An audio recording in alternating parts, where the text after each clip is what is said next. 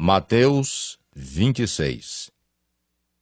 Tendo Jesus acabado todos estes ensinamentos, disse a seus discípulos: Sabeis que daqui a 2 dias celebrar-se-á a Páscoa, e o Filho do Homem será entregue para ser crucificado.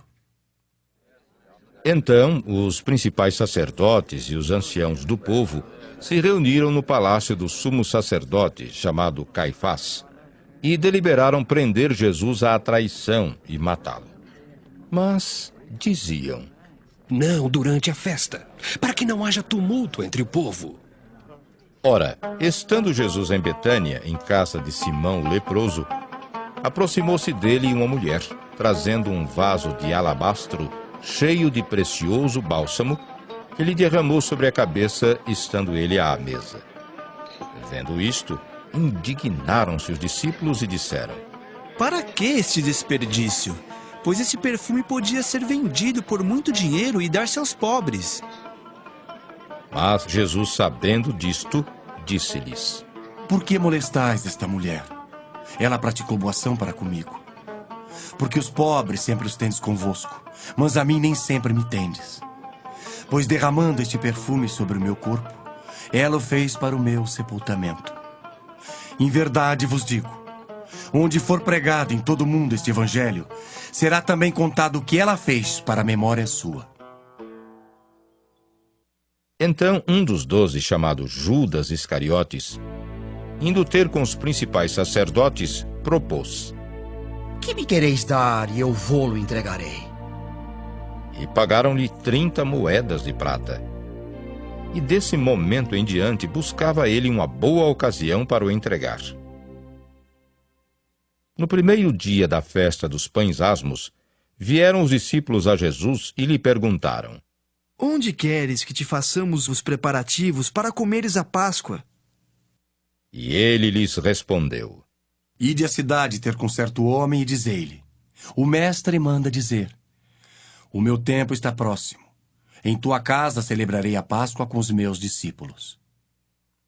E eles fizeram como Jesus lhes ordenara e prepararam a Páscoa. Chegada a tarde, pôs-se ele à mesa com os 12 discípulos, e enquanto comiam, declarou Jesus: Em verdade vos digo que um dentre vós me trairá. E eles, muitíssimo contristados, começaram um por um a perguntar-lhe: Porventura, sou eu, Senhor? E ele respondeu: O que mete comigo a mão no prato, esse me trairá. O Filho do Homem vai, como está escrito a seu respeito. Mas ai daquele por intermédio de quem o Filho do Homem está sendo traído. Melhor lhe fora não haver nascido. Então Judas, que o traía, perguntou: Acaso sou eu, mestre?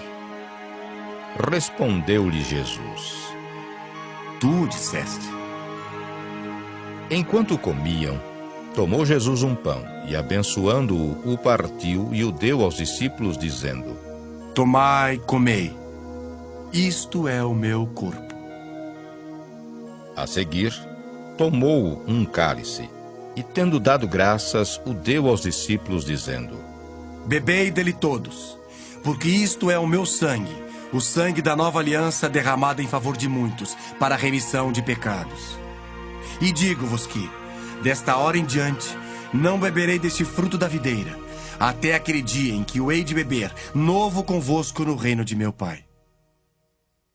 E tendo cantado um hino, saíram para o Monte das Oliveiras. Então Jesus lhes disse: Esta noite todos vós vos escandalizareis comigo, porque está escrito: Ferirei o pastor e as ovelhas do rebanho ficarão dispersas. Mas depois da minha ressurreição, irei adiante de vós para a Galileia. Disse-lhe Pedro: Ainda que venhas a ser um tropeço para todos, nunca o serás para mim. Replicou-lhe Jesus: Em verdade te digo, que nesta mesma noite, antes que o galo cante, tu me negarás 3 vezes. Disse-lhe Pedro: Ainda que me seja necessário morrer contigo, de nenhum modo te negarei. E todos os discípulos disseram o mesmo. Em seguida, Foi Jesus com eles a um lugar chamado Getsemane e disse a seus discípulos: Assentai-vos aqui enquanto eu vou ali orar.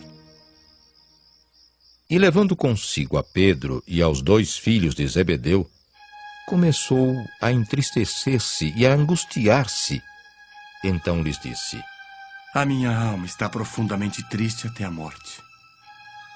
Ficai aqui e vigiai comigo. Adiantando-se um pouco, prostrou-se sobre o seu rosto, orando e dizendo: Meu Pai, se possível, passe de mim este cálice. Todavia, não seja como eu quero, e sim como tu queres. E voltando para os discípulos, achou-os dormindo e disse a Pedro: Então, nem uma hora pudeste vós vigiar comigo? Vigiai e orai para que não entreis em tentação. O espírito, na verdade, está pronto, mas a carne é fraca. Tornando a retirar-se, orou de novo, dizendo: Ah, meu Pai, se não é possível passar de mim este cálice sem que eu beba, faça-se a tua vontade. E voltando, achou-os outra vez dormindo, porque os seus olhos estavam pesados. Deixando-os novamente, foi orar pela 3ª vez, repetindo as mesmas palavras. Então, voltou para os discípulos e lhes disse: Ainda dormis e repousais. Eis que é chegada a hora e o Filho do Homem está sendo entregue nas mãos de pecadores. Levantai-vos, vamos. Eis que o traidor se aproxima. Falava ele ainda, e eis que chegou Judas, um dos 12, e com ele grande turba com espadas e porretes, vinda da parte dos principais sacerdotes e dos anciãos do povo. Ora, o traidor lhes tinha dado este sinal: Aquele a quem eu beijar é esse, prendei-o. E logo aproximando-se de Jesus, lhe disse: Salve, mestre. E o beijou. Jesus, porém, lhe disse: Amigo, para que vieste?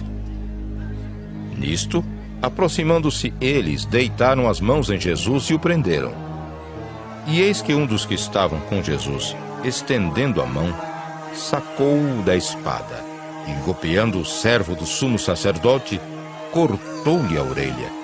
Então Jesus lhe disse: Embainha a tua espada, pois todos os que lançam mão da espada, a espada perecerão.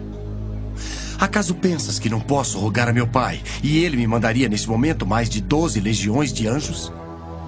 Como, pois, se cumpririam as escrituras segundo as quais assim deve suceder? Naquele momento, disse Jesus às multidões: Saístes com espadas e porretes para prender-me como um salteador? Todos os dias no templo eu me assentava convosco ensinando e não me prendestes. Tudo isto, porém, aconteceu para que se cumprissem as escrituras dos profetas. Então os discípulos todos, deixando-o, fugiram. E os que prenderam Jesus o levaram à casa de Caifás, o sumo sacerdote, onde se haviam reunido os escribas e os anciãos. Mas Pedro o seguia de longe até ao pátio do sumo sacerdote, e, tendo entrado, assentou-se entre os serventuários para ver o fim. Ora, os principais sacerdotes e todo o sinédrio procuravam algum testemunho falso contra Jesus, a fim de o condenarem à morte. E não acharam, apesar de se terem apresentado muitas testemunhas falsas. Mas, afinal, compareceram 2 afirmando: Este disse: Posso destruir o santuário de Deus e reedificá-lo em 3 dias. E levantando-se o sumo sacerdote, perguntou a Jesus: Nada respondes ao que estes depõem contra ti? Jesus, porém, guardou silêncio. E o sumo sacerdote lhe disse: Eu te conjuro pelo Deus vivo, que nos diga se tu és o Cristo, o Filho de Deus. Respondeu-lhe Jesus: Tu o disseste. Entretanto, eu vos declaro que, desde agora, vereis o Filho do Homem assentado à direita do Todo-Poderoso e vindo sobre as nuvens do céu. Então, o sumo sacerdote rasgou as suas vestes, dizendo: Blasfemou! Que necessidade mais temos de testemunhas? Eis que ouvistes agora a blasfêmia. Que vos parece? Responderam eles: É réu de morte. Então, uns cuspiram-lhe no rosto e lhe davam murros, e outros o esbofeteavam, dizendo: Ah, profetiza-nos, ó Cristo, quem é que te bateu?